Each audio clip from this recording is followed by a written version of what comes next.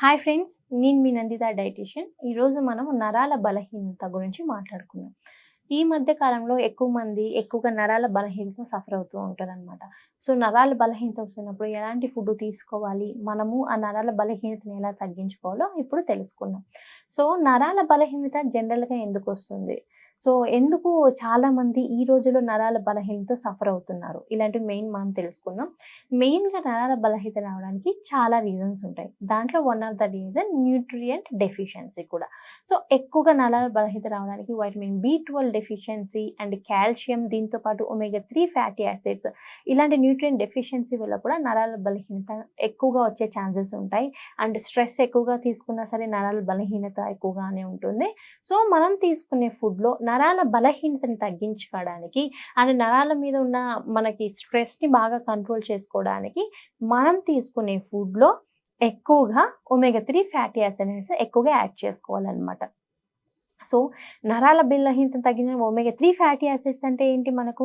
Chia seeds కానియండి, మనకి అవైలబుల్‌లో దొరికే చియా సీడ్స్ కానీ, ఫ్లాక్స్ సీడ్స్ కానీ, ఫిష్ కానియండి, దీంతో పాటు మనకి ఆకుకూరలు, walnuts, pumpkin seeds, dry fruits, any green leaf vegetables, oats కానియండి, దీంతో పాటు ఫిష్ ఆయిల్ క్యాప్సూల్స్, ఇలాంటి వాటిల్లో మనకి ఒమేగా 3 ఫ్యాటీ యాసిడ్స్ అనేటివి ఎక్కువగా దొరుకుతాయి.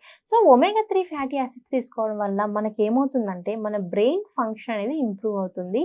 అండ్ దీంతో పాటు నరాల మీద ఉన్న స్ట్రెస్ తగ్గి, నరాల ఏదైనా సరే ఇన్‌ఫ్లమేషన్ ఉన్న కంట్రోల్ చేసి, నరాల బలహీనతను తగ్గించడానికి చాలా ఉపయోగకరమైన న్యూట్రియంట్ ఏదంటే ఒమేగా 3 ఫ్యాటీ యాసిడ్స్ అని చెప్పొచ్చు.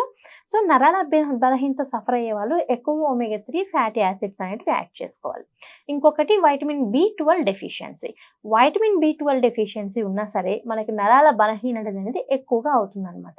సో, వైటమిన్ బి12 డెఫిషియన్సీ కొంతమంది నాన్ వెజ్ ఎక్కువగా తీసుకున్నా సరే వైటమిన్ బి12 అనేది ఎక్కువగా డెఫిషియన్సీ ఉంటుంది. సో, వైటమిన్ బి12 అనేది మనకి ఎక్కువ నాన్ వెజ్ ఐటెమ్స్‌లో ఎక్కువగా దొరుకుతుంది compare to vegetarian foods. So, vitamin B12 deficiency non veg తీసుకున్నా సరే ఎందుకొస్తుంది అంటే, మన గట్ అంటే మన డైజెస్టివ్ ట్రాక్ట్‌లో ఉండే large and small intestine function కరెక్ట్‌గా లేకపోయినా గట్ ఫ్లోరా అనేది లీక్ అయినా సరే, అంటే డ్యామేజ్ అయినా సరే వైటమిన్ బి12 డెఫిషియన్సీ వచ్చే ఛాన్సెస్ ఉంటాయి. నాన్ వెజ్ తీసుకున్నా, ఎంత మంచి న్యూట్రియంట్ ఫుడ్ తీసుకున్నా సరే మన గట్ ఫ్లోరా కరెక్ట్‌గా లేకపోతే వైటమిన్ బి12 డెఫిషియన్సీ వచ్చే ఛాన్సెస్ ఉంటాయన్నమాట. సో, వైటమిన్ బి12 డెఫిషియన్సీ ఉన్న నరాల బలహీనత అనేది ఎక్కువగా ఉంటుంది.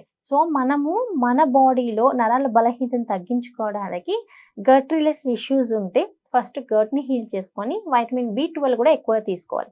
సో, వైటమిన్ బి12 అనేది మనకి ఎక్కువగా ఏంటంటే ఎగ్‌లో ఉంటుంది. అండ్ వెజిటేరియన్ వాళ్ళకైతే స్పిరులినా పౌడర్ దొరుకుతుంది. ఆ స్పిరులినా పౌడర్‌లో మనం వైటమిన్ బి12 అనేది తీసుకోవచ్చు. లేదు అనుకుంటే ఎనీ సప్లిమెంట్ ఫార్మ్ తీసుకోవాల్సొస్తుంది. ఎందుకంటే వెజిటేరియన్ ఫుడ్‌లో మనకి వైటమిన్ బి12 అనేది తక్కువగా ఉంటుంది. బేసిక్‌గా అయితే మనకి వైటమిన్ బి12 అనేది మన బాడీలో, మన ఇంటెస్టైన్‌లో నేచురల్‌గా ప్రొడ్యూస్ అవుతుందనమాట. సో, మనకి ఎక్సెస్ అమౌంట్ కూడా అవసరం లేదు. కానీ ఎప్పుడైతే మనం తీసుకునే ఫుడ్ అంటే, మనం తీసుకునే ఫుడ్‌లో ఎక్కువగా జంక్ యాడ్ చేసుకోవడం వలన, రిఫైన్డ్ కార్బోహైడ్రేట్స్ కానియండి, మైదా బేస్డ్ ప్రొడక్ట్స్, సరిగా ఎక్సర్సైజ్ సరిగ్గా లేకపోవడం, స్ట్రెస్, ఇవన్నీ ఏం చేస్తుందంటే మన గట్ ఫ్లోరాని డ్యామేజ్ చేస్తది. ఆ గట్ ఫ్లోరా డ్యామేజ్ అయినప్పుడు ఏమవుతుంది? మనకు మన బాడీలో నేచురల్‌గా ప్రొడ్యూస్ అయ్యే వైటమిన్స్ అనేటివి తగ్గిపోతాయి. అంటే వైటమిన్ ప్రొడక్షన్ అనేది ఉండదు. సో, వైటమిన్ ప్రొడక్షన్ సరిగ్గా లేకపోయి న్యూట్రియంట్ మాల్ అబ్జర్ప్షన్ వల్ల మనకేమవుతుంది?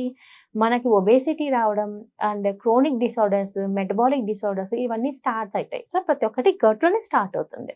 సో, మనకి నెర్వ్స్ డ్యామేజ్ ఉన్న అది కూడా ఇంటర్‌లింక్డ్ టు గట్ హెల్త్ అన్నమాట. సో, వైటమిన్ బి12 అనేది ఎక్కువగా తీసుకోవాలి. అండ్ వైటమిన్ బి12 ఎక్కువ తీసుకున్నా మనకి డెఫిషియన్సీ ఉందంటే మన గట్ హెల్త్ ఎలా ఉందో చెక్ చేసుకోవాలి. సో, గట్ హెల్త్ కరెక్ట్‌గా లేకపోతే gastric acidity, bloating, nutrient malabsorption ఇవన్నీ సింప్టమ్స్. వీటి బేస్ చేసుకొని కూడా మన గట్ ఎలా ఉందో మనం తెలుసుకోవచ్చు. ఓకే.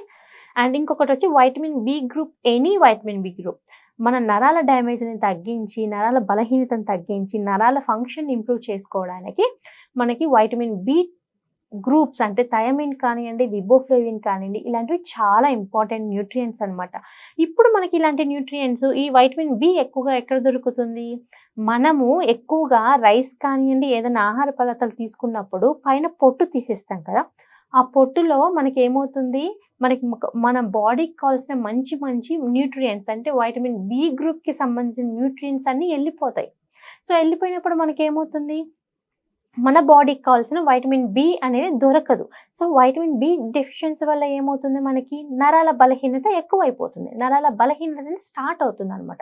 నరాల బలహీనతకి చాలా రీజన్స్ ఉండొచ్చు. వన్ ఆఫ్ ద రీజన్ వచ్చి మనకి న్యూట్రియంట్ డెఫిషియన్సీ. సో, ఇప్పుడు మనం ఏం చేసుకోవాలి, మనకి నరాల బలహీనత ఉన్నప్పుడు మనం తీసుకునే ఫుడ్‌లో ఎక్కువ ఏం తీసుకోవాలి, వైటమిన్ బి అనేది యాడ్ చేసుకోవాలి. వైటమిన్ బి ఎక్కడి నుంచి వస్తుంది మనకి, పొట్టు నుంచి వస్తుంది. సో, ఆ పొట్టుని ఎలా యాడ్ చేసుకోవాలి, తృణధాన్యాలు. సో, మనం తీసుకునే దాంట్లో రిఫైన్డ్ ఫుడ్ కాకుండా హోల్ గ్రెయిన్ ఫుడ్స్, మిల్లెట్స్ కానియండి, తృణధాన్యాలు అంటాము, ఏదైనా సరే పొట్టుతో ఉన్న ఆహార పదార్థాలని మనం యాడ్ చేసుకోవడం వలన మన బాడీకి కావాల్సిన vitamin B group any vitamin అనేది పుష్కలంగా దొరుకుతుందనమాట. సో, వైటమిన్ బి యాడ్ చేసుకోవడం వల్ల మనకేమవుతుంది, నరాల బలహీనతను తగ్గించుకోవచ్చు. దీంతో పాటు మనకి కార్బోహైడ్రేట్ అంటే మనం తీసుకున్న ప్రతి ఒక్క ఫుడ్ అబ్జర్ప్షన్ కరెక్ట్‌గా ఉండడానికి కూడా వైటమిన్ బి అనేది చాలా ఇంపార్టెంట్. సో, ఇప్పుడు మనం తెలుసుకున్నాం, మన నరాల బలహీనత మనకి తగ్గడానికి మనం తీసుకునే డైట్‌లో ఎక్కువగా ఒమేగా 3 ఫ్యాటీ యాసిడ్స్ ఉండాలి, వైటమిన్ బి ఉండాలి, వైటమిన్ బి గ్రూప్ అంటే థైమిన్ కానీ, వైటమిన్ బి1 కానియండి, బి2 కానియండి, ఇలాంటి న్యూట్రియంట్స్ ఉండాలి. దీంతో పాటు మనకి వైటమిన్ బి12 అనేది ఎక్కువగా ఉండాలి. సో, ఇప్పుడు మనం గమనించినట్లయితే కొంతమందికి షివరింగ్ అనేది స్టార్ట్ అవుతూ ఉంటుంది. ఏజ్‌ని బట్టి కొంతమందికొస్తుంది. బట్ కొంతమందికి ఎర్లీ ఏజ్‌లోనే పారాలిసిస్ ఎక్కువగా అయిపోతున్నాయి. పారాలిసిస్ కేసెస్ ఎక్కువైతున్నాయి. దానికి మెయిన్ రీజన్ ఏంటంటే, మన ఫుడ్ హ్యాబిట్స్ కరెక్ట్‌గా లేకపోవడం, స్లీప్ అనేది కరెక్ట్‌గా లేకపోవడం, లేట్ నైట్ స్లీప్ కానియండి, తక్కువ నిద్రపోవడం కానియండి, దీంతో పాటు వైటమిన్ బి12 డెఫిషియన్సీ ఉండడం, ప్లస్ మన గట్ అనేది హెల్తీగా లేకపోవడం. సో, ఇవన్నీ రీజన్స్ అనమాట. సో, నరాల బలహీనత తగ్గించుకోవడానికి మనం తీసుకునే ఫుడ్‌లో తృణధాన్యాలు, దీంతో పాటు chia seeds, flax seeds, walnuts, pumpkin seeds, dry fruits, fish, salmon fish కానీ, ఎనీ టైప్ ఆఫ్ ఫిష్ కానివ్వండి, ఫిష్ ఆయిల్ క్యాప్సూల్స్ కానీ, దీంతో పాటు స్పిరులినా, వైటమిన్ బి12 అంటే ఎగ్ కానియండి, మష్రూమ్స్ కానియండి, ఇలాంటివి ఎక్కువ ఇంక్లూడ్ చేసుకోవడం వల్ల మనం తీసుకునే డైట్‌లో మనము నరాల బలహీనతని 90% వరకు అంటే చాలా వరకు మనం నరాల బలహీనతని తగ్గించుకోవచ్చు. ఈరోజు మనం నరాల బలహీనత తగ్గడానికి ఎలాంటి ఆహార పదార్థాలు అవసరమో తెలుసుకున్నాం కదా. ఇంకొక రోజు మనం ఇంకొక మంచి టాపిక్‌తో కలుద్దాం. అప్పటి వరకు నమస్తే.